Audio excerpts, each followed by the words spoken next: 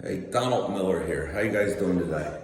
So it's Saturday. It's Memorial Day weekend, and I'm working. I don't mind working. It's not a problem for me. Like, don't get me wrong. We all have our weekends off, but this video goes out to guys that have some experience, and you might be stuck in new construction, or you just might be stuck in an area of electric that you're not happy with. There's ways to get out of that area. There's opportunities almost anywhere you go, but you have to think outside the box. So if you are 2 years in, 3 years in, and you're thinking about, you're stuck in new construction or you're at a dead end job, start thinking about being a sub. Like, be a weekend warrior. There's plenty of guys out there that start on the weekends, especially if you're looking for a mentor. Get to those smaller companies. Weekend warriors, they work on the weekend. So, put your work boots on, dress decently, and go in areas of development. Go in areas that renovation work is being done. Walk right onto the job, ask for the carpenter, ask if there's an electrician there. If you see fiberglass ladders on the top of a van, walk up and say, hey, do you need sub work on the weekends? Do you work at night? Can I help you in any way? Work for them for a couple days. If you don't like them, leave them, okay? But what you're looking for is, if you're looking for a mentor, that's the best way to go about it. And they're looking for extra help on the weekends. So they'll pay you to work on a Saturday, get 1 day's income, and, go to the next one. Go to the next one. Keep moving until you find a guy that you want to mentor under. And that's a good way to find a mentor, all right? The one thing, when you get into the sub community, you're going to meet a lot of people, okay? Especially if you're getting off of new construction. The super ego on new construction ain't worth shit in the sub world, okay? That ego of his is only good on new construction or big commercial jobs. You bring them into the real world, and you bring them into like the smaller contractor world, dude, that dude won't be able to survive, all right? And I've seen it all day long, these guys that come from big companies, and they think they're worth their weight. Let's see them do a 16-hour day without crying.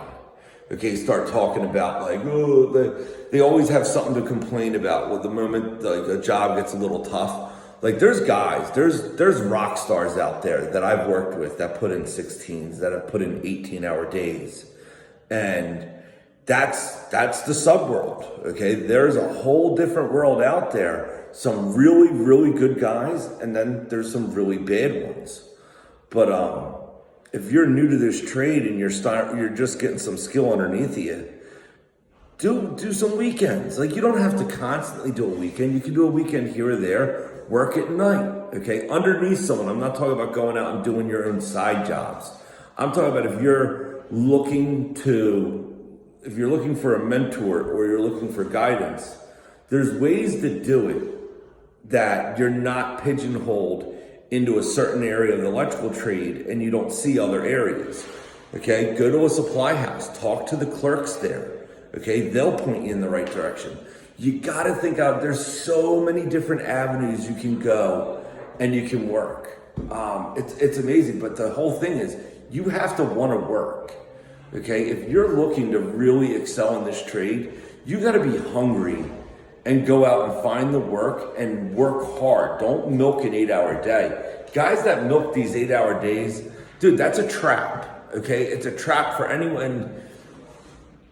I love working. I physically love picking up tools and working. It doesn't matter what it is. Right now, I'm taking a break talking to you, but I just plastered this ceiling, okay? That's my second brown coat.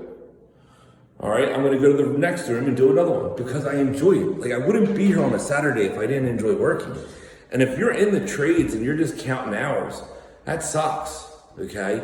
The name of the game is to be a tradesman. Get out there and experience life. Experience what being a tradesman's about. Meet people. Work in historic homes, okay?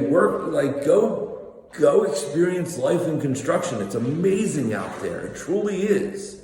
Okay, you just got to get off of this hourly rate crap and experience different avenues. I worked for I don't want to call them illegal immigrants, but they were. There were people from Ireland, okay? They came over, stucco guys, carpenters, some of the hardest working guys.